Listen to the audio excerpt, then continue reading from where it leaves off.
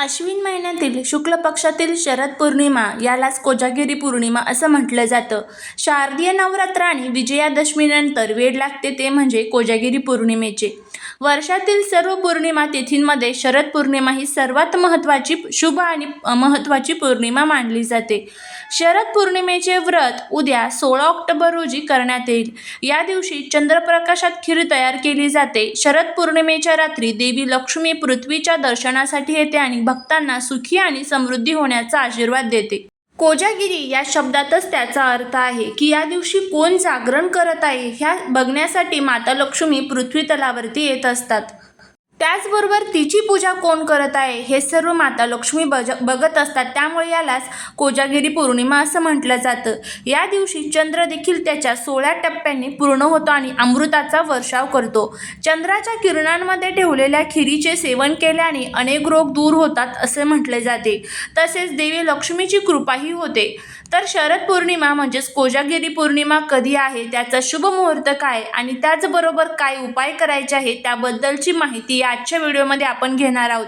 त्यामुळे तुम्हाला जर हा व्हिडिओ आवडला तर चॅनलला सबस्क्राईब करा, शेजारील बेल आयकॉनलाही प्रेस करा म्हणजे माझ्या सर्व नवीन व्हिडिओंचं नोटिफिकेशन तुम्हाला मिळेल आणि तुम्ही एक पण व्हिडिओ मिस करणार नाही. आणि त्याचबरोबर कमेंटमध्ये श्री स्वामी समर्थ लिहायला अजिबात विसरू नका. आपल्या हिंदू पंचांगानुसार अश्विन महिन्याच्या शुक्ल पक्षाची पौर्णिमा 16 ऑक्टोबर रोजी रात्री 8:45 सुरू होईल आणि 17 ऑक्टोबर रोजी संध्याकाळी 4:50 संपणार आहे. शरद पौर्णिमेच्या दिवशी चंद्रदेवाची पूजा करण्याची आपल्याकडे परंपरा आहे. शरद पौर्णिमेच्या दिवशी देवी लक्ष्मीची पूजा केली जाते आणि याच कारणाने असं मानलं जातं की तिचा या दिवशी जन्म झाला होता. याला कोजागिरी पौर्णिमा किंवा कौमुदी व्रत असे म्हणतात. धनप्राप्तीसाठी हा दिवस अत्यंत शुभ मानला जातो. शरद पौर्णिमेच्या दिवशी लोक भक्तिभावाने देवीची मनोभावे पूजा करत असतात आणि आमच्यावरतीही तुझा कृपा आशीर्वाद असू दे, आमच्या जीवनातील सर्व रोग त्रास दुःख दूर होऊ दे अशी देवीला प्रार्थना करत असतात. या दिवशी सकाळी स्नान केल्यानंतर सर्वात प्रथम घराचे मंदिर स्वच्छ करायचे आहे. त्यानंतर मंदिरात लाल किंवा पिवळे कापड पसरून देवी लक्ष्मी आणि भगवान विष्णूंची मूर्ती स्थापित करायची आहे. तांब्याच्या किंवा मातीच्या कलशावर लाल कापड पसरून त्यावर लक्ष्मीची मूर्ती तुम्हाला स्थापित करायची आहे. मूर्तीसमोर तुपाचा किंवा मग तेलाचा दिवा लावायचा आहे. पण तुपाच्या दिव्याने माता लक्ष्मी लवकर आकर्षित होत असतात. गंगाजलाने स्नान देवीला घालून हळदी कुंकू अक्षदा अर्पण करायचे आहे. त्यानंतर पांढरी मिठाई किंवा खीर अर्पण करायची आहे. रात्रभर जागरण करून विष्णू सहस्रनामाचा जप करायचा आहे. श्री सुक्तमचे पठण करायचे आहे. श्रीकृष्णाचा महिमा करायचा आहे. श्रीकृष्ण मधुराष्टकमचं पठण करायचं आहे. कनकधारा स्तोत्रमचं पठण करायचं आहे. या सर्व सेवा आपल्याला या दिवशी करायच्या असतात.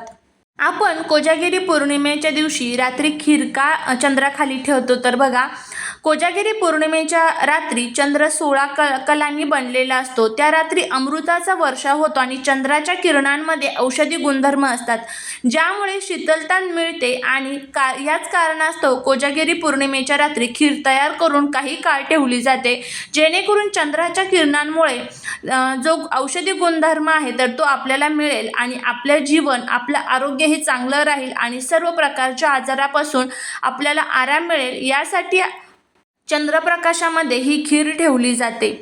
तर अशा पद्धतीने हे कोजागिरी पौर्णिमेचं संपूर्ण महत्त्व आहे. त्यानंतर कोजागिरी पौर्णिमेच्या दिवशी आपल्याला काही उपाय करायचे आहे. आपल्या हिंदू धर्मामध्ये बघा, अंघोळीला विशेष महत्त्व दिलं जातं आणि पौर्णिमा आणि अमावस्या तिथी आपल्याकडे खूप महत्त्वाची मानली जाते. तर या पौर्णिमेला आणि अमावस्येला गंगा स्नानाला विशेष महत्त्व असतं. पण प्रत्येकालाच गंगा स्नान करणं इतकं शक्य नसतं किंवा प्रत्येकाच्याच आजूबाजूला पवित्र नद्याही नसतात. तर त्यासाठीच आपल्या पुराणांमध्ये हे काही उपाय सांगितले जातात. बघा, आपल्या अवतीभोवती काही लोक असतात आणि ह्या लोकांना आपली प्रगती बघवत नाही. त्यामुळे काय होतं की आपली जी प्रगती होत असते त्यांची जी नजर असते तर ती आपल्या घराला, घरातील व्यक्तींना लागते आणि त्यामुळे घरामध्ये सतत भांडण, कटकट, वादविवाद आपल्याला जाणवतात किंवा नकारात्मकता आपल्याला घरामध्ये जाणवत असते. या सर्व गोष्टींना आपण सामोरे जात असतो. तर पौर्णिमेच्या दिवशी आपण हे उपाय केले ना तर हे सर्व जे दोष आपल्या घरामध्ये आहे, शत्रुपीडा, शत्रुबाधा किंवा वास्तुदोष असतो, पितृदोष असतो, नजरबाधा, हे जे काही सर्व दोष आहेत तर हे दोष दूर होण्यासाठी खूप खूप मदत होत असते.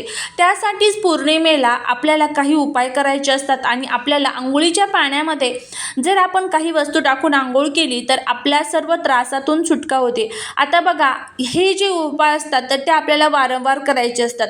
तुम्ही फक्त एक पौर्णिमा करणार आणि सोडून देणार, त्यामुळे त्याचा फायदा हा आपल्याला होत नाही. त्यामुळे ते जे उपाय आहेत तर ते वारंवार म्हणजे कमीत कमी 5 पौर्णिमा 7 पौर्णिमा आपल्याला हे उपाय करायचे असतात. त्यावेळेस त्याचे रिझल्ट आपल्याला बघायला मिळत असतात. तर आता आपल्याला हा जो उपाय आहे तो कशा पद्धतीने करायचा आहे याबद्दलची आपण माहिती घेऊया. सर्वात प्रथम तुम्हाला काय करायचं आहे, या दिवशी सकाळी लवकर उठा आणि ब्रह्ममुहूर्तामध्ये उठण्याचा प्रयत्न करा. ब्रह्ममुहूर्तामध्ये उठून सर्वात प्रथम देवी लक्ष्मीचं आणि भगवान विष्णूंचं स्मरण करा. आता बघा, ज्या घरामध्ये भगवान विष्णूंचं स्मरण केलं जातं त्या घरामध्ये देवी लक्ष्मी या सदैव निवास करत असतात. त्यामुळे भगवान विष्णूंचं स्मरण हे आवर्जून करायचं.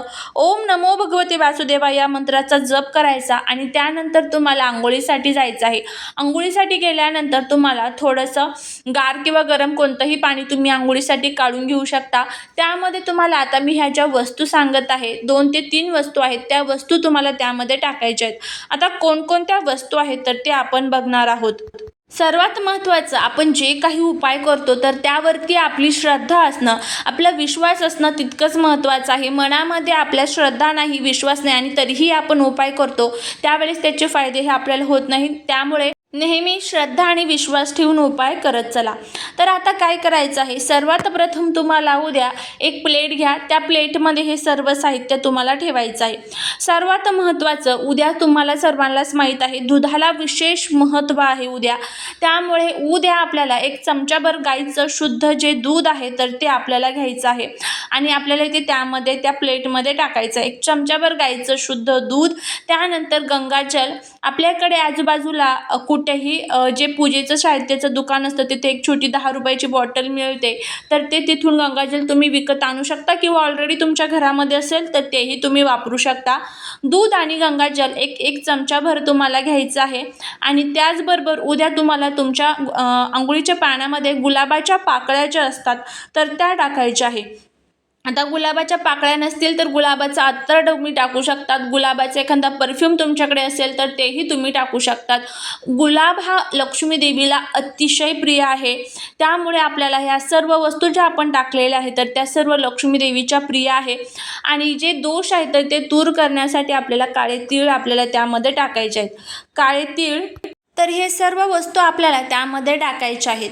तर त्यामुळे तुम्ही हा जो उपाय आहे तो करत असताना भक्तीने आणि श्रद्धेने ज्यावेळेस कराल त्यावेळेस नक्कीच देवीची आपल्यावरती कृपा होत असते. तर नक्की अशा पद्धतीने तुम्ही ओम नमो भगवते वासुदेवा किंवा श्रीराम जय जय राम या मंत्राचा जप करत करत तुम्हाला आंघोळ करायची आहे आणि देवी लक्ष्मीला आणि भगवान विष्णूला प्रार्थना करा की माझ्या जीवनातील जे काही त्रास आहे तर ते दूर कर आणि तुझी कृपा ही माझ्यावरती आणि माझ्या घरावरती सदैव राहू दे. झालेली सेवा ही महाराजांच्या चरणी रुजू करते. तुम्हाला जर हा व्हिडिओ आवडला असेल तर लाईक, शेअर आणि सबस्क्राईब करायला विसरू नका. भेटूया पुढच्या एका नवीन व्हिडिओसोबत. श्री स्वामी समर्थ.